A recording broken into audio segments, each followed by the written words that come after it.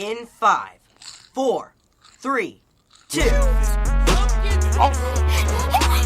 Icky Link, what?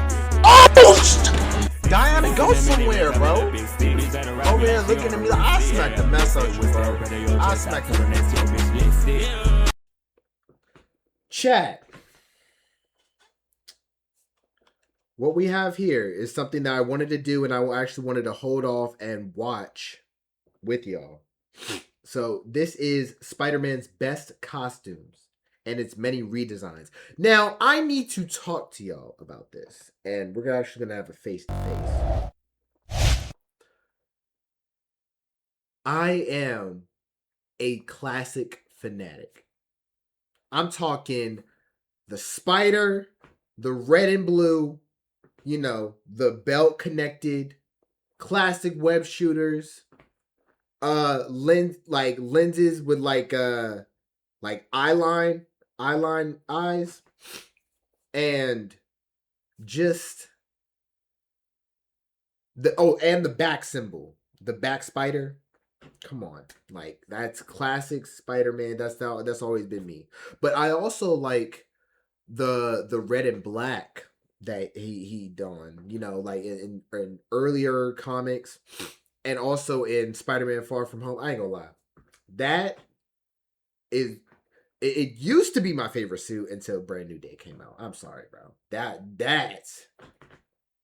But the red and black from Far From Home is like it, and then it's like it's a good design.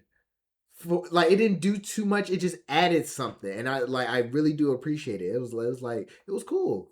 So, but you know, I'm glad that he went back to classic, because that's the Spider-Man that I grew up with, and also just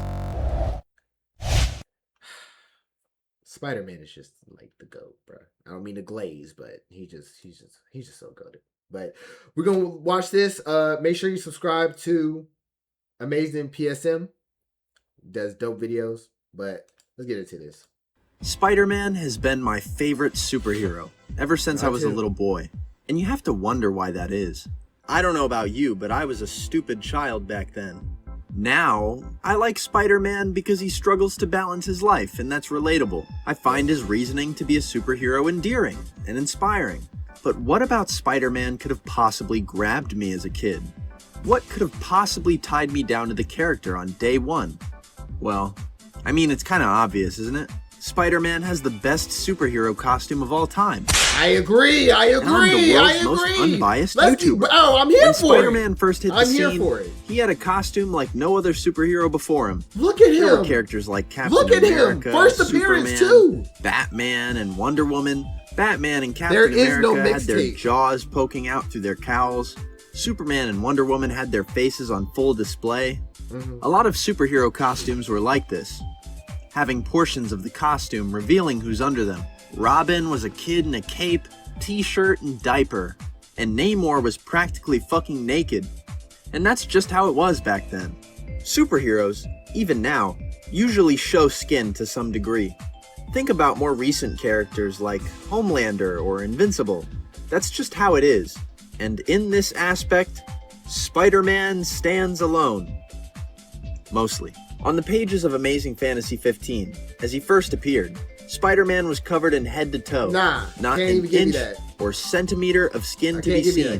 Steve Ditko, the artist who designed Spider-Man, used this to his full advantage. If the entire body is covered, there is nowhere for the design to stop to reveal human flesh. The entire body becomes a canvas for this superhero design to lay upon.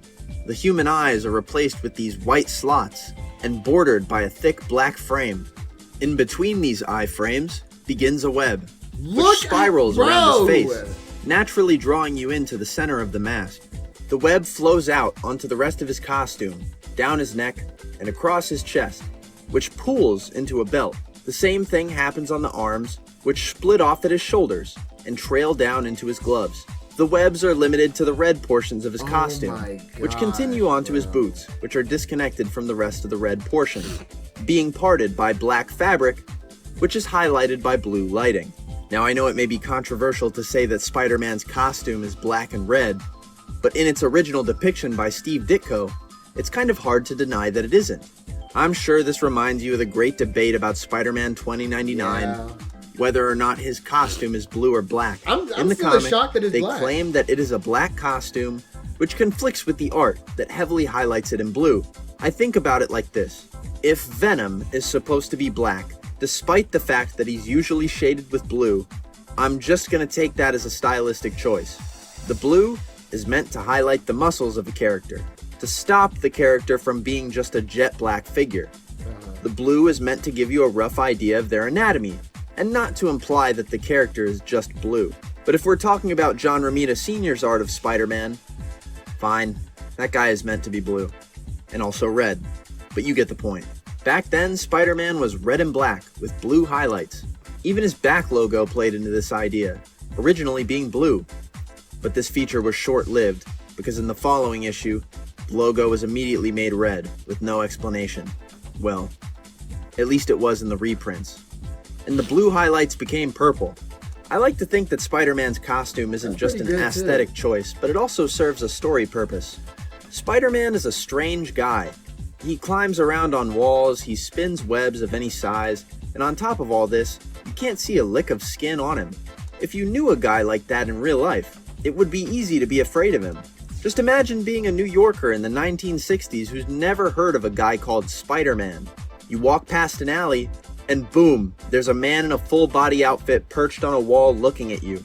You would probably be frightened. With this in mind, it's a lot easier to understand why Spider-Man has such a stained reputation in the universe. From an unbiased perspective, there isn't much to imply that he's human at all. He may have the body of a man, but you can't see a face, or his hands, or a single piece of skin. No wonder J. Jonah Jameson is able to sell thousands of copies of the Daily Bugle, in which he prints fear-mongering pieces about Spider-Man. Spider-Man is not a normal-looking superhero. There is no cowl and hair cutout on his costume, no seductive cutouts to show skin. Why would anybody think that underneath his frightening poses and spandex costume is a poor boy who could barely even afford the damn thing?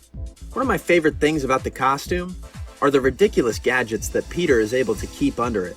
Of course, there are his iconic web shooters, but then there's his utility belt, which is rarely mentioned or shown in media outside of the comics. His belt can do a lot of things. It houses Spider-Man's spider signal, which shines a bright light with Spider-Man's face on it. It's kind of narcissistic, huh? It's meant to scare criminals, but I always thought that was kind of ridiculous, since Spider-Man would probably benefit from sneaking up on criminals instead. The belt also holds a small camera for Peter to take pictures of himself for the Bugle. It also holds many, many web fluid cartridges, which are meant to replace the ones in his web shooters if he runs out. He also keeps small spider-shaped trackers on him, which are used to stick onto his foes, so he can keep tabs on them. This begs the question, how the fuck does Spider-Man fit all this stuff under his costume without the slightest bulge? I mean, think of all the Spider-Man comic art you've ever seen. No bulge on his wrists. His waist appears to be wrapped in nothing but spandex. I mean, I get that he made these things to be sleek and not bulky, but you would think there would be some bulge around his waist and wrists to account for the tech he has under there. But anyway, that's just a nitpick of mine and not a legitimate criticism. Anyway, back to the meat and potatoes. Spider-Man's costume is the greatest superhero costume of all time. I know some of you guys might not agree with me because there's another version of Spider-Man's costume you might like more, the black costume. But I think there's a reason that this costume was eventually replaced by the old one again. The black suit was pretty much just a black costume. Yes, it was cool, and the spider logo on it was nice, but without the webbing, there was so much blank space all over the costume. There's this incredible documentary on YouTube about the creation of the black costume and what the creators at Marvel went through when introducing it. If you want to check it out for yourself, it's in this video's description. But there's a segment in this video that tells you why I think the classic costume is just better than the symbiote.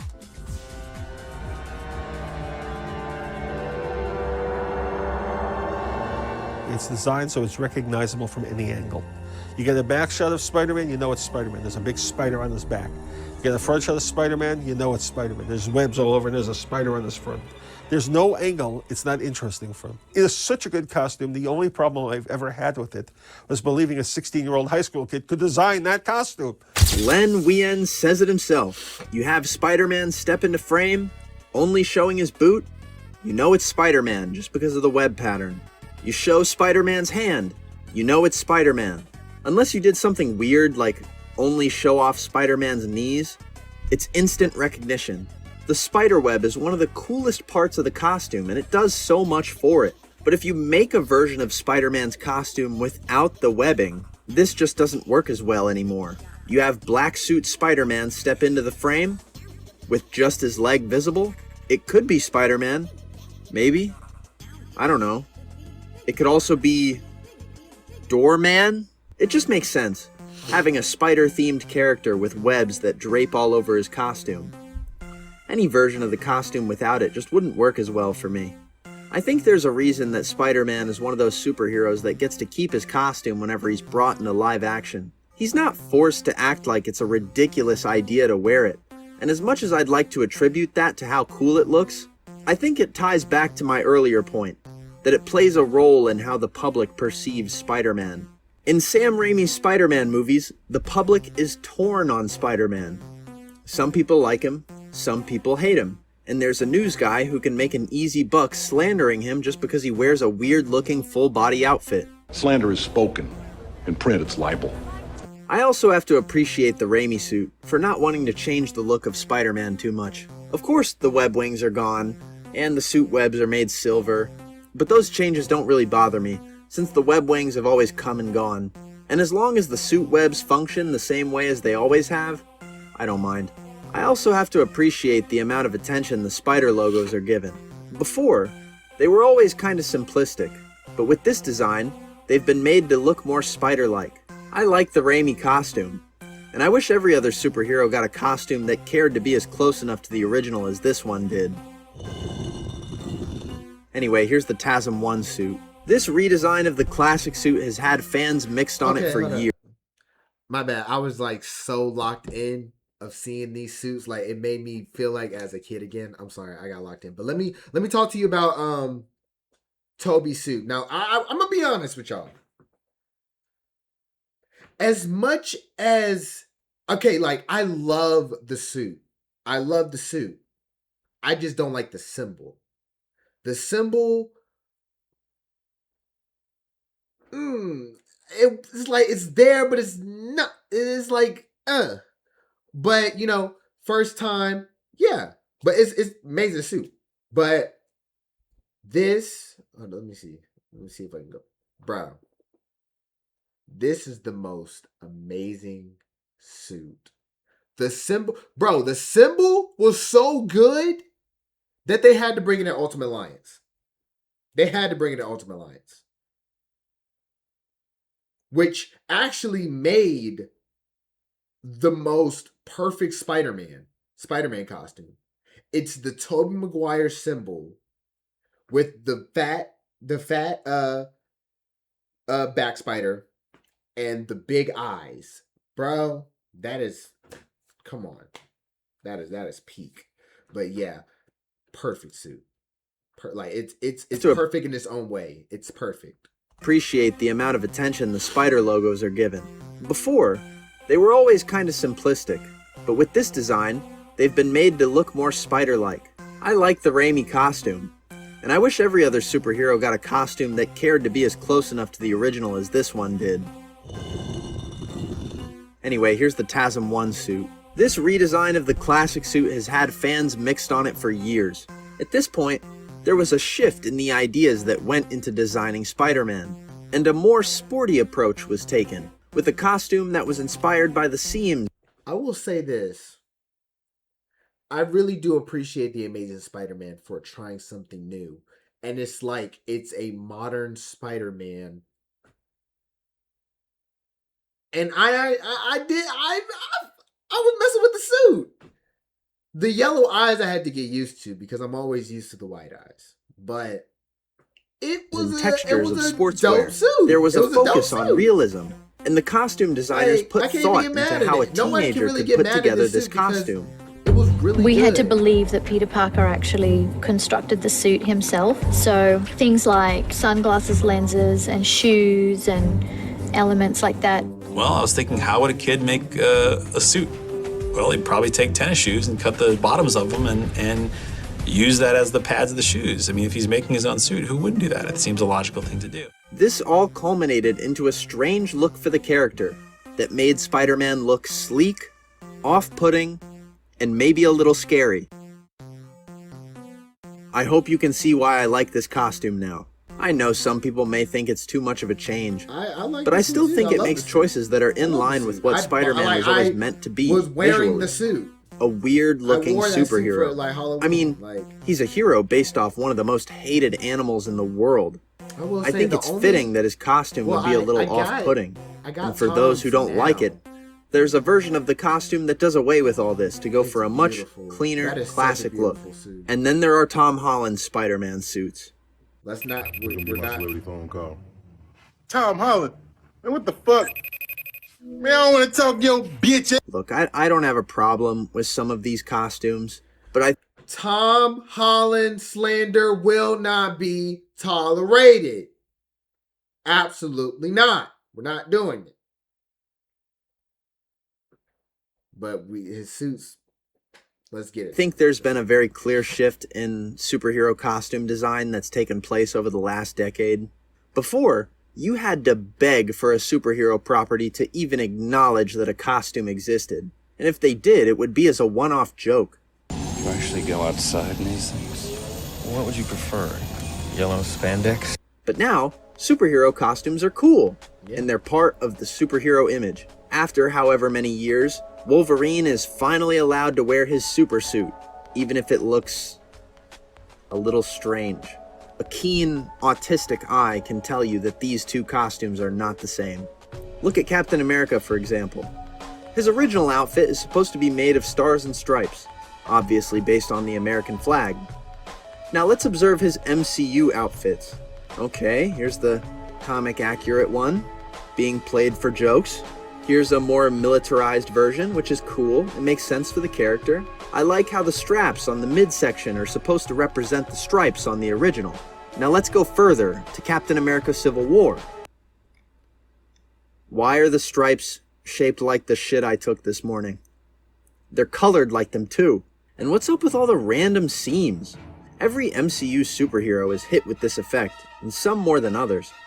Including Spider-Man, who is introduced in his classic costume, but it's got a bunch of random shit all over it. There are pros and cons to this. Yeah. I like that the iframes move with camera shutter-like lenses. The suit was made by Tony Stark, so it's more high-tech than the old Spidey jumpsuit. It makes some sense that there would be modernizations here and there, like having the web split into two. Maybe it's just part of the suit's wiring. The Spider logo is made of 5 different pieces. Whatever, it's supposed to fly off and turn into a drone. The web shooters are on the outside, but so are the additional refill cartridges. It's cool, because it reminds me of how much stuff Peter was always hiding under his suit. But now, it is the whole suit's purpose. It's no longer a silly jumpsuit with high-tech under it, but now, the suit itself is high-tech. But it's also covered in random straps, random lining on the blue portions of the costume, and it makes this outfit look like a costume designer's worst nightmare. It makes Spider-Man share costume design traits with all of the other MCU characters. They all have overcomplicated costumes that don't make sense. And every other costume in MCU Spider-Man's closet also suffers from this in some way. Overcomplication for the sake of it. This design mentality takes Spider-Man, a superhero whose costume I love because it's so different, because it makes him look like no other hero, and makes him look like he belongs with the MCU bunch, like he fits in next to these other superheroes. I like Spider-Man because he's different, because he's so strange looking, because he looks like he doesn't fit in next to the other costume characters like Captain America or even Ant-Man. Not because he looks like he could have gotten his costume from the same guy. I feel like MCU Spider-Man isn't the only design for this character that suffers from the same kind of approach. Think about It's Marvel okay. rivals Spider-Man, like, this for one's example. okay, And I've but- recreated this costume myself, so I like to think I have some authority on this. He, along with everyone else in the game, look like they needed 12 people to put together each of their costumes. They all look like their outfits were designed by the same person, a designer who loves to sneak in so many needless extra details and lines. And this applies to Spider-Man's costume as well. I already went over this in another video, but I refuse to believe that broke-ass Peter Parker, Peter I hate remaking my costume Parker, was able to create this thing. We used to live in a time where Spider-Man's costume could be kept the way it was. And if it was changed, it would be in a way that made sense for the character. Say all you want about the TASM 1 design, but they changed that costume with Peter in mind. These later costumes all feel like they take the same approach. Let's take Spider-Man's classic costume, maybe break up the spider logo, or maybe make it bigger. Add more seams onto the costume, or what about some different fabrics? Let's use less spider webbing. Let's add straps. Let's make the suit more suited for combat. Let's do knuckle plating with additional armor. These ideas can be cool, sure, but it feels like something is lost along the way. Redesigning Spider-Man's classic costume doesn't feel like it's taken with the same approach anymore. It feels like Spider-Man has changed to fit in with other heroes, or whatever is deemed the norm with superhero costumes. Spider-Man's newer costumes make him feel less like the strange, offbeat, almost parody of a superhero that he used to be. Now, he kind of just looks like every other superhero. So change the classic suit all you want, I'll still partake in whatever new thing has Spider-Man in it, despite how he looks. But I'll always yearn for the time when Spider-Man wasn't so streamlined, when he was recognized for what he was, a really weird-looking superhero. He's my You know, I make it sound so depressing, but at least the costumes coming out nowadays are still decent. I bet it makes you wonder, though, are there any other redesigns out there for Spider-Man? Ones that I actually enjoy, that emphasize his original strange look? Yeah, there are. Alex Ross is one of the greatest comic artists of all time. I even used his art earlier in this video. In the 90s, Alex Ross had come across this design by David Williams and thought it was the coolest thing since sliced bread. He took the suit and modified it, removing the utility belt and darkening the eyes. At the time, Alex wanted to pitch this new redesign as the look for Spider-Man in his upcoming film, which ended up being tossed aside for the look we all know and love. But that doesn't mean that Alex's design was any less ingenious. Alex Ross created a look for the character that was dark and intimidating. The eyes lacked white and only reflected whatever light stumbled into them. The spider logo was bigger, the web shooters were on the outside, and the colors of the suit were strictly black and red, like the Black Widow spider. I wish we got to see this outfit show up in something.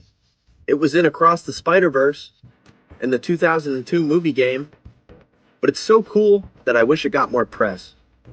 Another artist I really appreciate is Lee Bermejo. His take on Spider-Man is one of the most realistic depictions of the character out there. Something that always bothers me about Spider-Man art is that Spider-Man artists usually don't draw Spider-Man as if he's a guy in a costume. They draw Spider-Man's suit as if it's perfectly grafted onto him, with no seams or wrinkles. Lee creates a different brand of wall crawler, with all the seams and wrinkles you could want. The suit is split into different pieces, as it was always intended. You can even notice that Peter's mask will come up to reveal his neck, or his midriff will start showing. Lee doesn't bother to have Peter hide his web shooters either. He just slaps them on the outside of his costume like a Chad. There's also shoes that are noticeably built into the costume. What I love so much about Lee's redesign of Spider-Man is that it takes the time to remind you that there's a man under the costume, while still keeping the edgy, creepy look that a Spider-Man would have, with a jagged spider logo and messy webbing that mimics real spiderweb formations. If Spider-Man was real, he would look just like this. Anyway, Lee Bermejo is one tough act to follow, so let's stick to some simpler looks for Spider-Man that just change up his classic bodysuit. I love the House of M Spider-Man. I haven't read the series, but this Spider-Man costume always stuck out to me. I like how it doesn't have a strict spider logo, but instead It makes a giant spider out of the formatting of the red sections. The front of the suit has the spider head, and the top set of legs go down the arms, and the back legs wrap around the torso. I know some may say this is just the classic suit, but it's not. It's the classic suit, but in a new creative format. I'm sure you guys saw the Ben Reilly video I did a couple weeks ago, and I gotta say, as much as I prefer the classic, I can't deny it's still a kick-ass look for the character. If you like bigger spider logos and web shooters on the outside, this redesign may be more for you. And if you like this suit, go back and watch my video on it. Unfortunately, I can't think of many other costumes that compare to Spider-Man's classic look. Steve Ditko was an amazing artist, and it's no coincidence that his co-creation went on to become one of the most popular superheroes of all time. Steve Ditko was always a strange artist who was able to produce pieces portraying peculiar people. He was a perfect pick to create a character called Spider-Man. And there's something future Spider-Man artists can learn from Steve Ditko. Ditko had no problem designing Spider-Man to be weird. And you shouldn't either. Imagine being able to build an app with your name on it, just by thinking about it.